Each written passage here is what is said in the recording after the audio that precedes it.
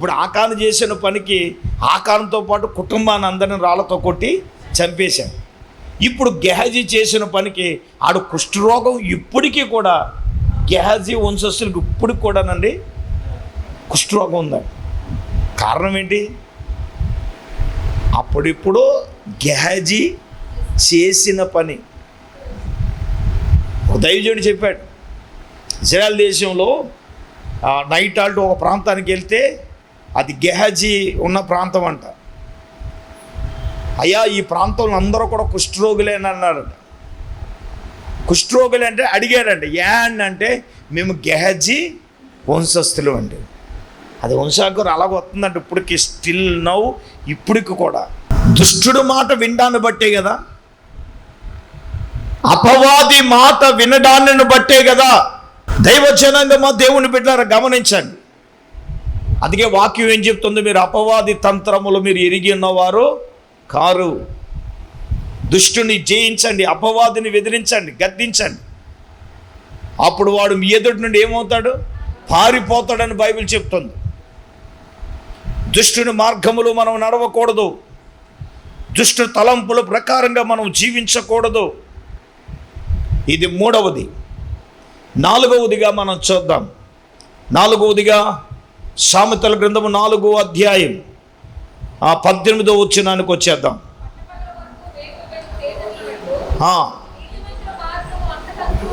చూడండి, నీతిమంతుల మార్గము అంతకంతకు చెప్పండి ఏమవును? తేజరిల్లును. గట్టిగా దేవుని స్తోత్రం చెప్పండి అందరూ.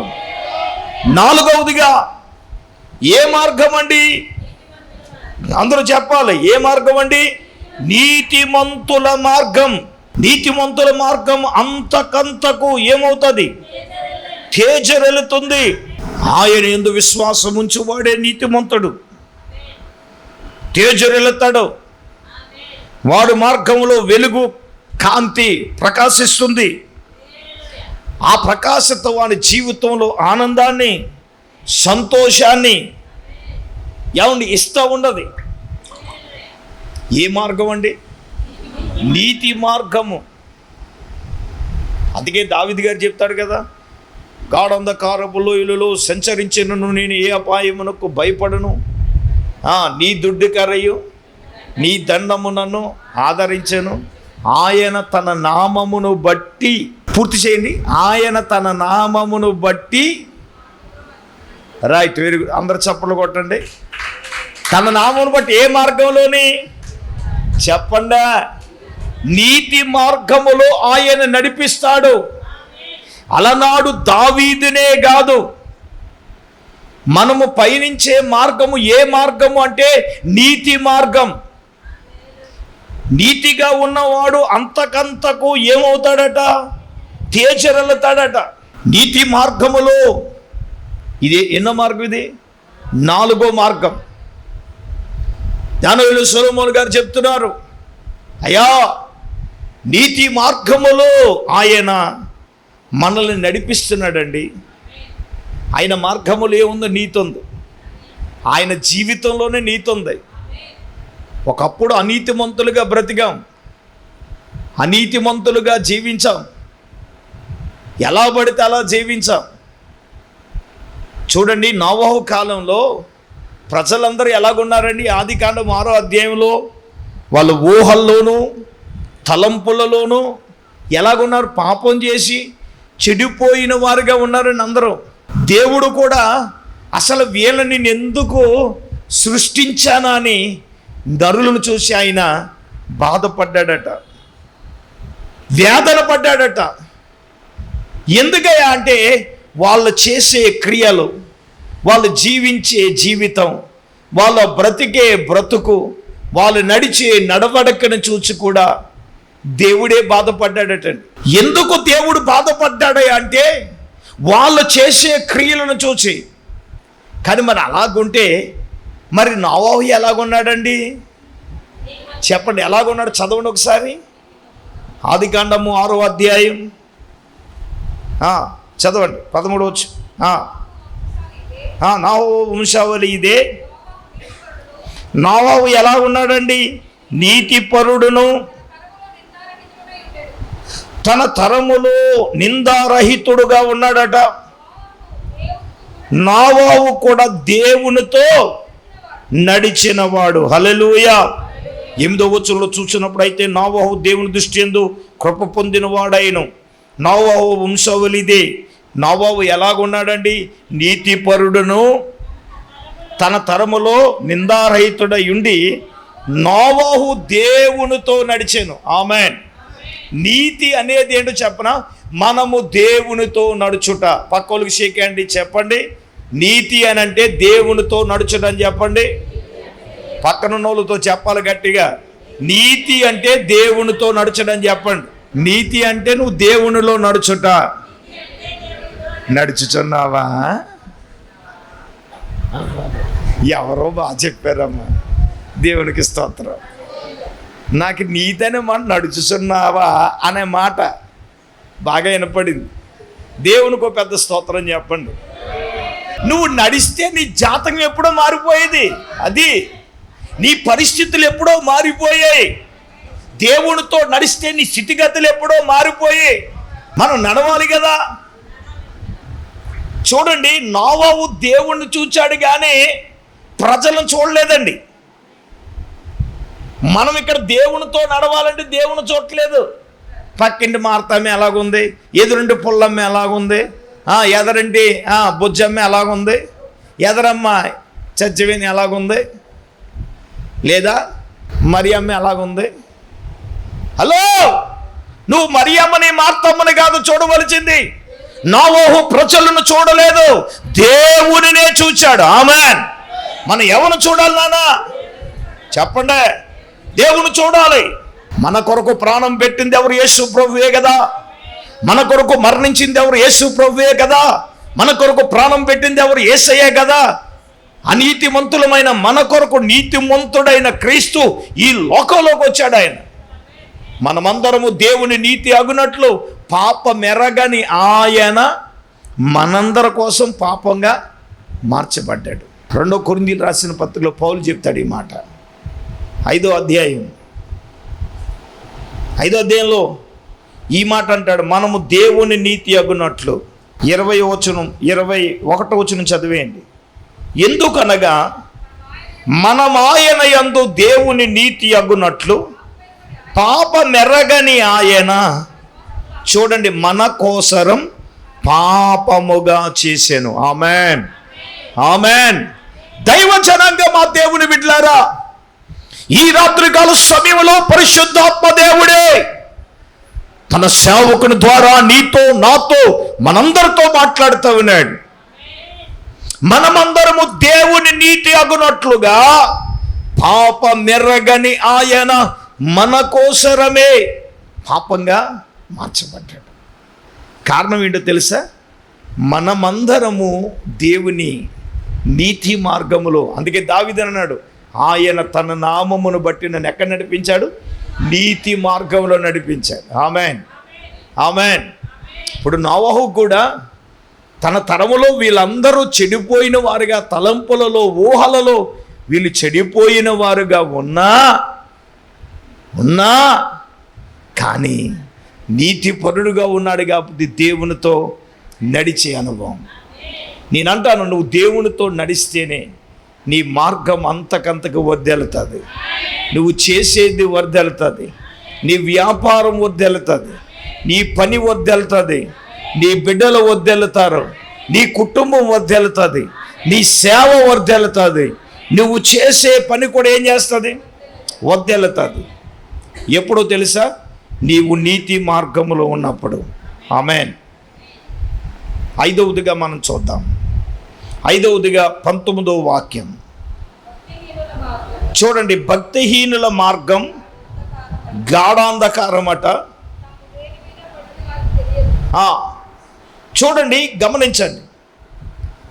ఈ 4వ అధ్యాయంలో ఇది ఎన్నోది? 5వది. ఏ మార్గం అండి? భక్తిహీనుల మార్గం. ఇక్కడ ఏమంటున్నాడు? భక్తిహీనుల మార్గం ఏంటి? అక్కడే రాశాడు. ఏంటంట? మామూలు కాదు నాన్న, గాఢాంధకారం. అంధకారం అంటే చీకటిగా. చీకట్లో ఏమైనా కనపడుతుందా? చీకట్లో జరిగేవన్నీ ఏంటండి? పాపకృత్యాలే కదా. వ్యభిచారం చీకట్లో, త్రాగుడు చీకట్లో, దొంగతనాలు చీకట్లో.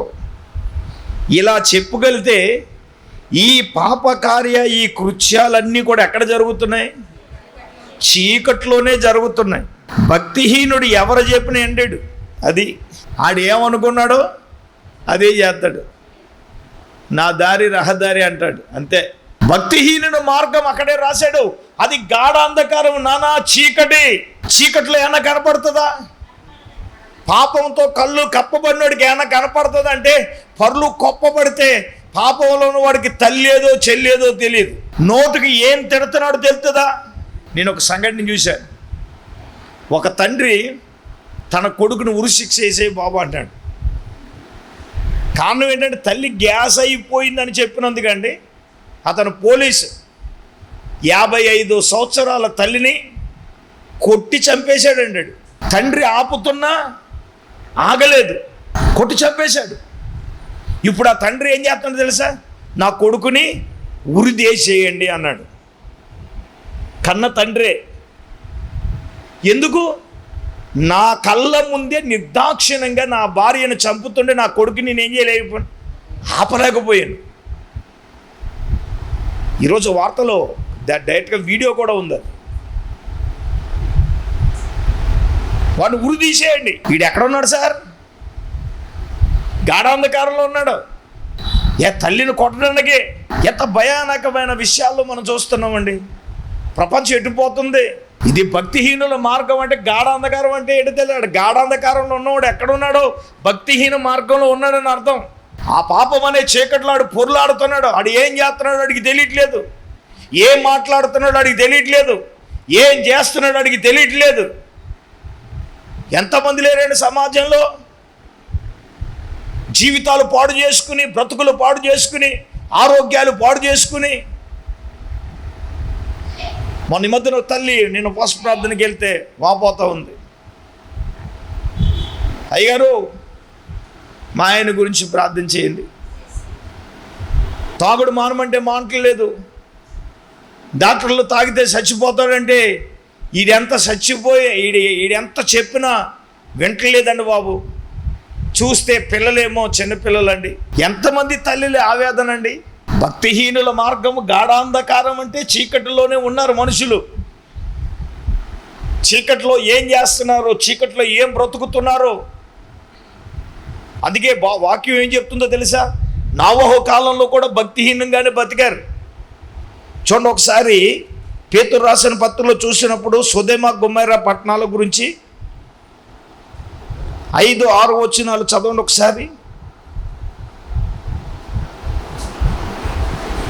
మరియు పూర్వకాలమందు లోకాన్ని విడిచిపెట్టక భక్తిహీనుల సమూహం మీదకి ఏమొచ్చిందండి? 2 పేతురు రాసిన పత్రిక 2వ అధ్యాయం 5-6 వచనాలు చదవండి.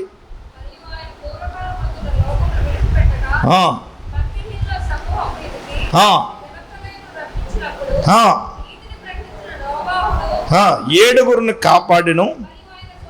మరియు ఆయన సొదొమ గొమొర్రాల పట్టణములు భస్మము చేసి ముందుకు భక్తిహీనులకు వారికి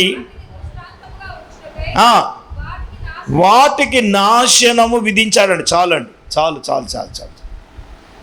2 దృష్టాంతాలు. నోవహు కాలంలో ప్రజలందరూ ఎలాగున్నారు నాన్న? భక్తిహీనులుగా ఉన్నారు. ఓకేనా? సొదొమ గొమొర్రా పట్టణములో కూడా ఎలాగున్నారు బాబు? ఒరే వీళ్ళు భక్తిహీనంగా బ్రతికారు, వీళ్ళు దుష్టాంతాలుగా ఉన్నట్లు మనందరి కళ్ళు తెరుచుకుంటాను. ఒరే బాబు వాళ్ళందరూ అలా పాడైపోయారు, మీరు అలా పాడవకూడదని దృష్టాంతంగా దేవుడు ఇక్కడ ఉంచాడు. వారు అలా బ్రతికాలి కాబట్టి నేను వాళ్ళని ఏం చేశానంటే నాశనము చేసేశాడు. జలప్రలయం రప్పించి వాళ్ళందరినీ ఏం చేశాడు? నాశనం చేస్తే సొదొమ గొమొర్రా పట్టణాలు ఏం చేశాడు? అగ్ని గంధకాలు కురిపించి సొదొమ గొమొర్రాని ఏం చేశాడండి? నాశనం చేసేసాడు. భూమి అంతా నిస్సారం అయిపోయింది. మేము వెళ్ళాం. ఇప్పుడు అక్కడ ఒక పంటలు పండవమ్మా. అంతా బూడిదే కనపడుతుంది. కొంత ప్రాంతంలో యోర్దాను నీరు వస్తే పల్లపు ప్రాంతాలన్నీ డెడ్ సీ, అంటే మృత సముద్రం. అందులో వెళ్ళి చచ్చిపోతాం, దూకెత్తే తేలిపోతావు, చావో. నిజం, అందులో దూకే మేము వేచి రక్తం వేచి అలాగా తేలిపోయి కాలు మీద కాలు వేసుకుని పేపరు చదువుతాం, మొలగం. సొదొమ గొమొర్రా పట్టణంలో పల్లపు ప్రాంతంలో ఒక ప్రాంతం డెడ్ సీ అంటారు. దాన్ని ఏమంటారు? మృత సముద్రం. అక్కడ పంటలు పండవు. ఎందుకు సార్ అగ్ని గంధకాల్లోంచి దేవుడు ఎందుకు సార్ నాశనం చేశాడంటే వాళ్ళందరూ భక్తిహీనంగా బ్రతికారండి. అంటే ఎక్కడండి? గాఢాంధకరమైన చీకటిలో పాపములో బ్రతికేవాడు భక్తిహీన మార్గంలోనే బ్రతికే బాబు నీకు దృష్టాంతాలు 2 పెట్టాడు. ఏంటది? నోవహు కాలంలో జరిగింది, సొదొమ. చెప్పండి, దృష్టాంతాలుగా దేవుడు పెట్టాడు. అందుకే వాక్యంలో ఏం రాయబడి ఉంది? యెషయా గ్రంథం 55వ అధ్యాయం 7వ వచనంలో ఏముందండి? భక్తిహీనులు తమ మార్గములు విడిచిపెట్టవలెను, దుష్టులు తమ తలంపులను మానవలెను, వారు యెహోవా వైపుకు తిరిగిన ఎడల ఆయన వారి యందు జాలిపడును, వారు మన దేవుని వైపు తిరిగితే ఆయన వారిని బహుగా క్షమించెను. దేవునికి ఒక పెద్ద స్తోత్రం చెప్పండి, గట్టిగా చెప్పండి రా తల్లులారా. హల్లెలూయా. దైవ జనాంగమా, దేవుని బిడ్డలారా, భక్తిహీనులు ఏం చేయాలి? తమ మార్గాలను చెప్పండి, ఏం చేయాలి? భక్తిహీనులు తమ మార్గాన్ని ఏం చేయాలన్నాడు? విడవాలంటున్నాడు. ఒరే బాబు, విడిచిపెట్టండి రా నాన్న, అది నీకు క్షేమం కాదు, అది నీకు ఆరోగ్యం కాదు, అది నీకు ఆశీర్వాదం కాదు, అది నీకు దీవెన కాదు నాన్న. నువ్వు దాన్ని ఏం చేయమన్నాడు? ఒరే బాబు, విడిచిపెట్టరా బాబు అని దేవుడు హెచ్చరిస్తుంటే దాన్ని నేను విడిచిపెట్టనంటే నీ బ్రతుకు. దేవుడు మాట్లాడాడు వాగ్దానం ద్వారా, నువ్వు విడిచిపెట్టు, నేను గొప్ప కార్యం నీ జీవితంలో చేయబోతున్నాను అంటే నువ్వు దేవుని మాటకు లోబడట్లా, నీ మార్గాలు విడిచిపెట్టట్లా, నీ తలంపులు మానుకోవట్లా. నువ్వు దేవుని వైపు తిరిగితే దేవుడు నీ మీద జాలి పడతానన్నాడు. ఇంకో మాట అన్నాడు, నువ్వు కనుక దేవుని వైపు తిరిగితే నేనేం చేస్తాను? క్షమిస్తానన్నాడు. ఏమన్నాడు చెప్పండి? నీ మీద నేను జాలి పడతాను, నీ మీద నేనేం చేస్తాను? క్షమిస్తానన్నాడు. నువ్వు ఎప్పుడో తెలుసా? నువ్వు దేవుని వైపుకు తిరిగినప్పుడు. 6వదిగా మనం చూద్దాం. 6వదిగా 26వ వచనాన్ని చదివేద్దాం. 26వ వచనంలో 2 విషయాలు దాగి ఉన్నాయి. నీవు నడిచే మార్గం సరళం. దేవునికి స్తోత్రం కలుగునుగాక. 1 ఆ సరళమైన మార్గం. అందరూ చెప్పండి, ఏ మార్గం? దేవుని పిల్లలు మార్గాలు ఏమవుతాయండి? చెప్పండి, సరళమైన మార్గం. సరళమైన మార్గం అంటే అర్థం ఏంటి? నీ మార్గములో అడ్డులు ఆటంకాలు ఏమీ ఉండవు. అర్థమవుతుందండి? సరళమైన మార్గములో నువ్వు వెళతావు. అర్థమవుతుందా? దేవునికి స్తోత్రం చెప్పండి, బిగ్గరగా చెప్పండి. హల్లెలూయా. దావీదు మహారాజు కూడా చెప్తాడు ఒక మాట. చూడండి, 27వ కీర్తన చూడండి, 10-11 వచ్చిన చదవండి ఒకసారి. 27వ కీర్తన 10. నా తల్లిదండ్రులు నన్ను విడిచినను, యెహోవా నన్ను చేరదీసెను. యెహోవా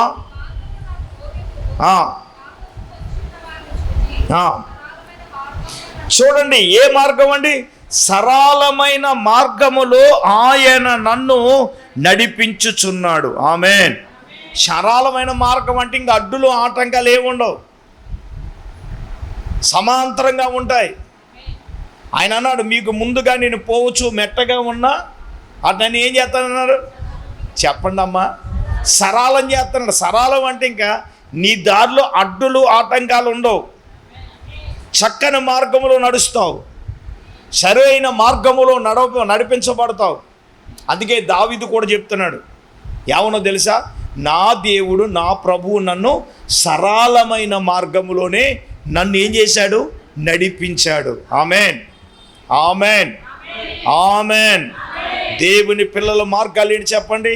సరళమైన మార్గం. ఆమెన్. సరళమైన మార్గములో మనం వెళ్ళినప్పుడు నీ వ్యాపారానికి అడ్డంకులు ఉండవు. సరళమైన మార్గములో నీ వెళ్ళినప్పుడు నీ కుటుంబానికి అడ్డులు ఉండవు. సరళమైన మార్గములు వెళ్ళినప్పుడు నువ్వు చేసే పనులకు ఆటంకాలు ఉండవు.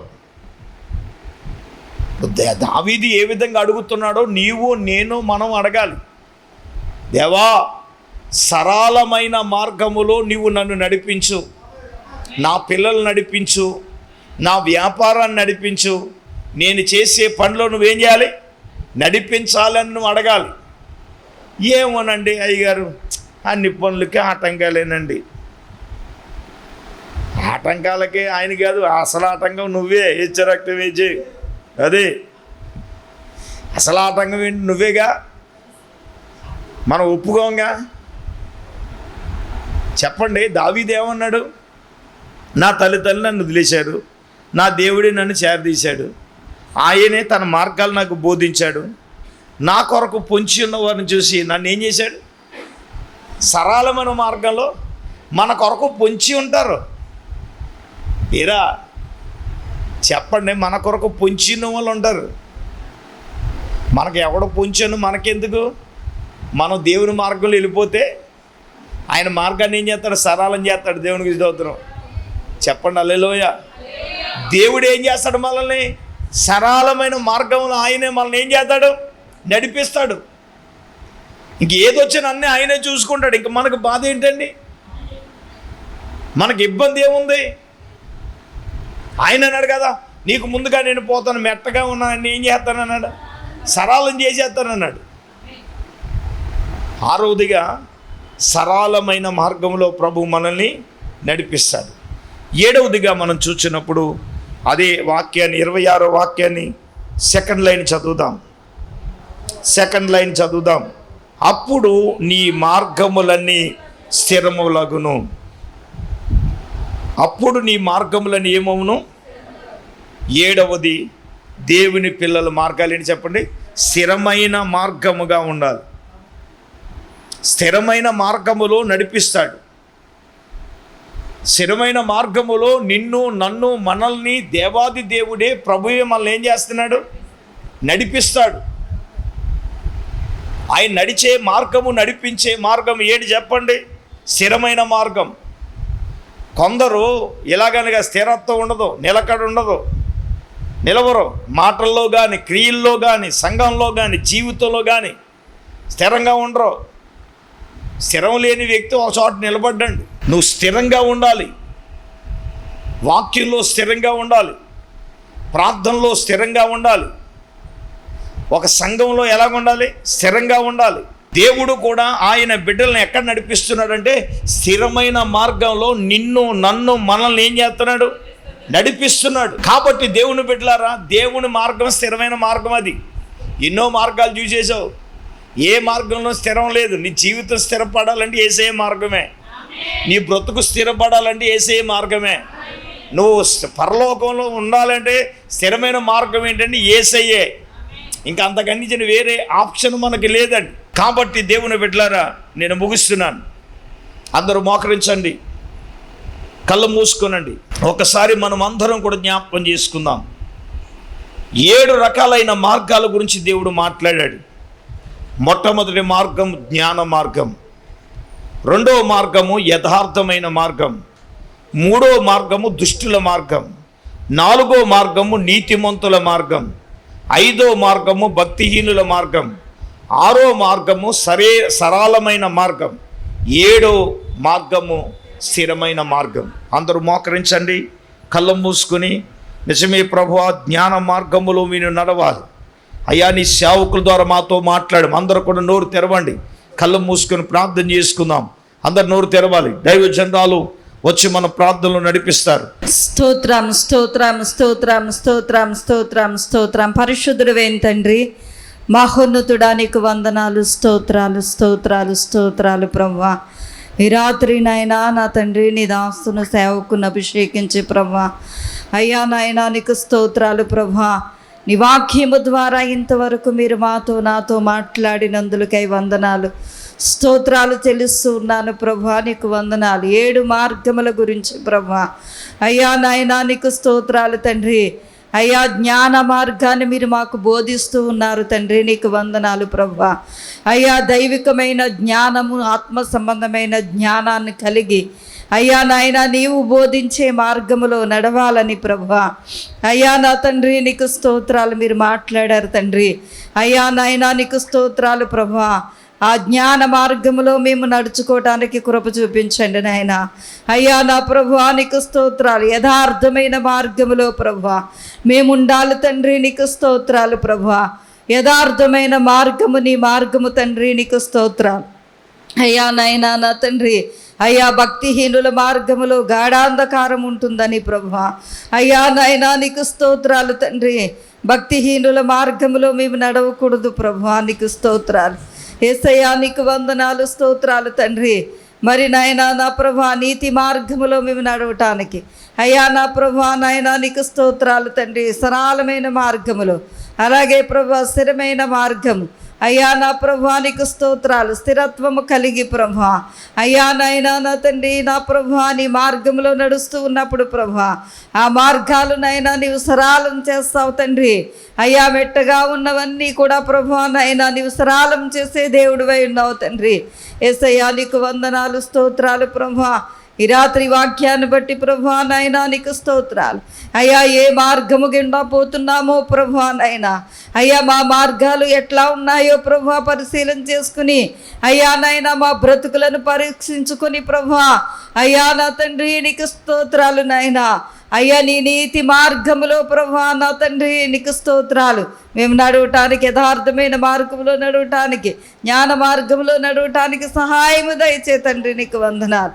అయ్యా నాయన సరళమైన మార్గంలో నడిచి అయ్యా నాయన మా మార్గములను స్థిరపరుచుకోవటానికి నాయన అయ్యా ఒకే చోట ప్రభువా మేము స్థిరముగా ఉండటానికి సహాయము దయచండి. రాత్రి విత్తబన్ని మాటలు మా హృదయాల్లో నీరు కట్టి ఫలింపు చేసి ప్రభా వినుచున్న బిడ్డలను ప్రభా కూడి వచ్చిన ప్రతి ఒక్కరిని పేరు పేరున దయతో జ్ఞాపకం చేసుకుని మీరే మహిమ పొందమని యేసయ్య పరిశుద్ధ నామములో ప్రార్థన చేసి అడిగి వేడుకొంచున్నామా పరమ తండ్రి, ఆమేన్. ఇప్పుడు మన పరమ తండ్రి అయిన దేవుని ప్రేమ, మన ప్రభువును రక్షకుడైన యేసుక్రీస్తు ప్రభులు వారి యొక్క దివ్యమైన కృప, ఇక్కడ కూడి వాక్యముని బిడ్డలకు టీవీ ముందు కూర్చున్న వాక్యముని నిలరకు ఆయన కృప సదాకాలము తోడైయుండును గాక.